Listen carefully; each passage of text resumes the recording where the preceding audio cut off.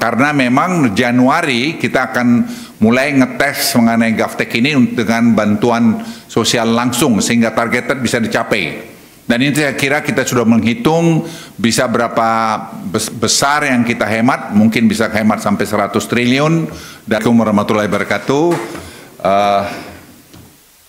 Kami tadi laporan kepada Presiden, Pak Menko dengan Ibu Ani dan Pak Dede, ya ada beberapa hal yang tadi kami laporkan. Saya persilakan Pak Menko Airlangga bicara.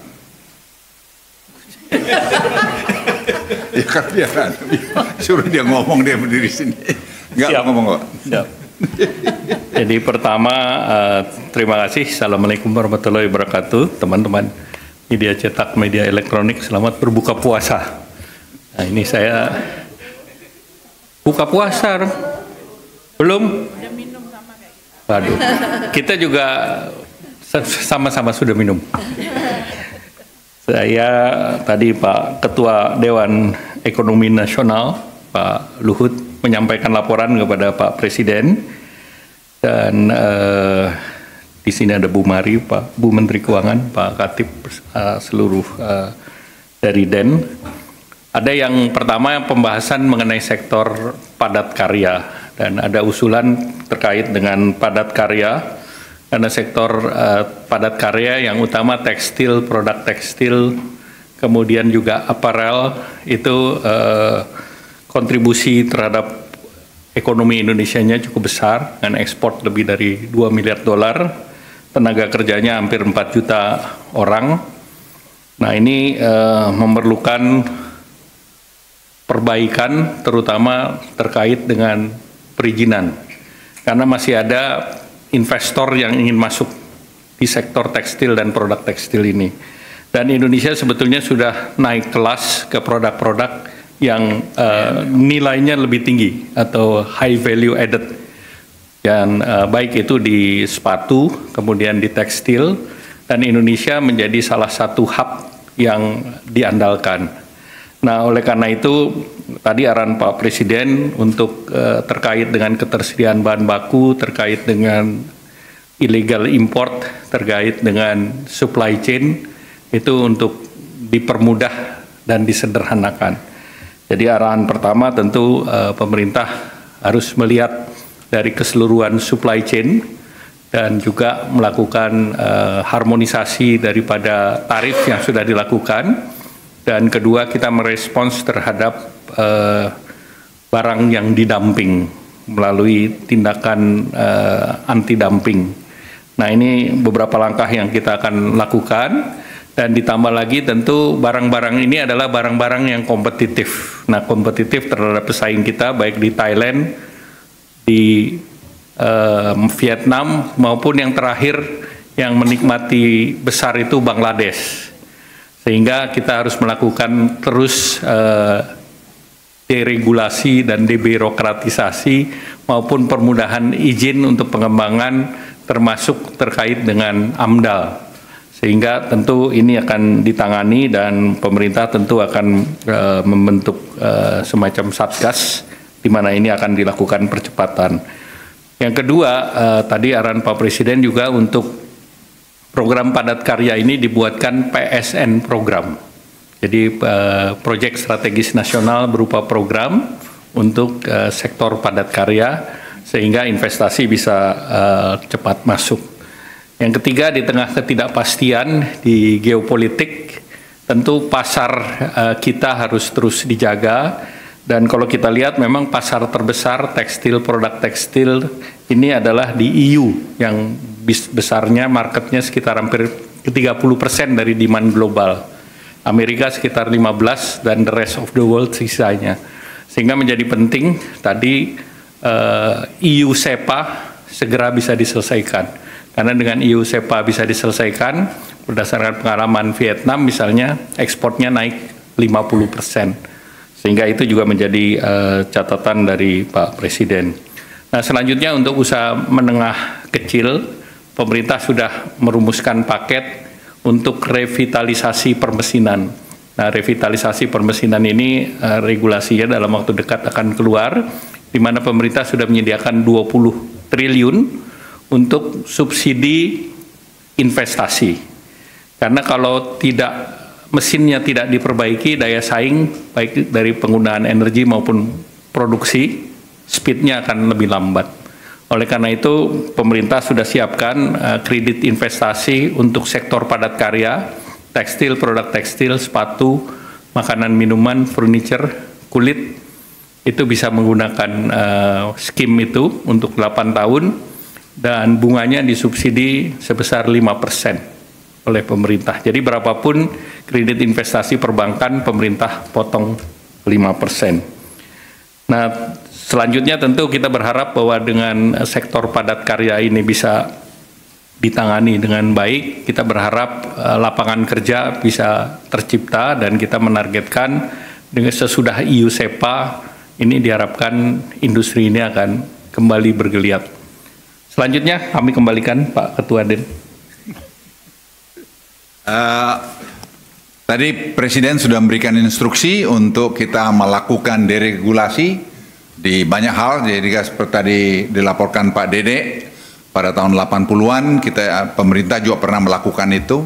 Itu bisa meningkatkan ekspor kita sampai 20%. Dan sekarang kita kerjakan dan sudah mulai tim dari tempat Pak Erlangga dan tempat Den itu bekerja sama untuk menyiapkan masalah deregulasi ini. Saya kira ini perintah yang jelas dan akan ditindaklanjutin minggu depan ini, ratas untuk itu, sehingga dengan demikian bisa segera diumumkan langkah-langkah. Artinya tidak ada akan mengurangi rekomendasi-rekomendasi yang itu menjadi penghambat terhadap industri-industri yang mau masuk ke Indonesia. Seperti tadi misalnya TPT tadi, sepatu garment tadi, itu bisa menciptakan mungkin beberapa ratus ribu lapangan kerja dalam beberapa waktu ke depan, karena mereka tuh semua siap. Itu yang tadi bisa. Terus apa lagi, Dek? Udah. Mari.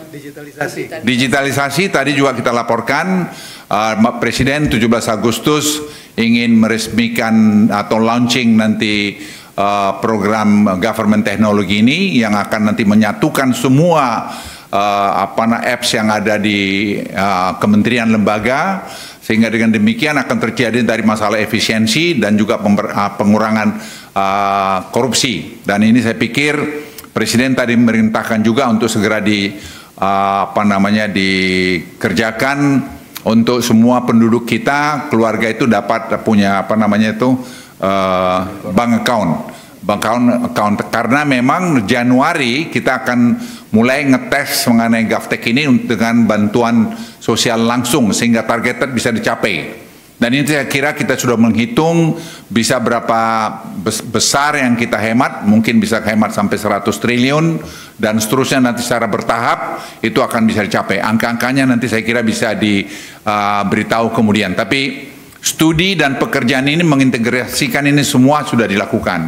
Presiden tadi malah memberikan sebelum selesai akan menemui anak-anak muda Indonesia yang berjumlah 300 orang yang menyiapkan tadi government teknologi ini, dan juga ada 185 guru-guru gasing yang dari seluruh Indonesia untuk bertemu dengan Presiden, lagi diatur oleh Sekap. Waktunya kita mungkin melihat Sabtu atau Minggu atau Senin untuk Presiden memberikan arahan pada mereka atau apresiasi terhadap guru-guru ini. Saya kira itu. Apa yang saya lupa lagi, Mar? MBG tadi juga dilaporkan oleh Profesor Arif, karena Arif ahli kemiskinan. Kita semua terperangah juga melihat bahwa dampak MBG ini memang luar biasa kepada pertumbuhan ekonomi, lapangan kerja, terus ekosistem yang terbangun dari ekonomi dan seterusnya. Dan ini penurunan kemiskinan. Kamu ngomong lagi lengkap lah. Arif, lu yang ngomong, ahli. Ini Profesor Arif adalah ahli kemiskinan Indonesia yang jarang kita dengar dari Presiden, mengagumi tadi apa yang beliau sampaikan. Silakan angka-angkanya, Arif, lu ngomong. Saya rasa kami dari DEN menyampaikan kajian tentang potensi dari dampak MBG ini terhadap penyerapan tenaga kerja, juga kemiskinan. Jadi intinya program ini sangat bagus sekali dalam konteks Projobs, jadi menciptakan lapangan pekerja baru itu sampai 1,9 juta. Lalu kemudian Propur, jadi kemiskinan itu bisa berkurang sampai menjadi 5,8% kalau ini roll out-nya benar. Ketimpangan juga akan sangat berkurang.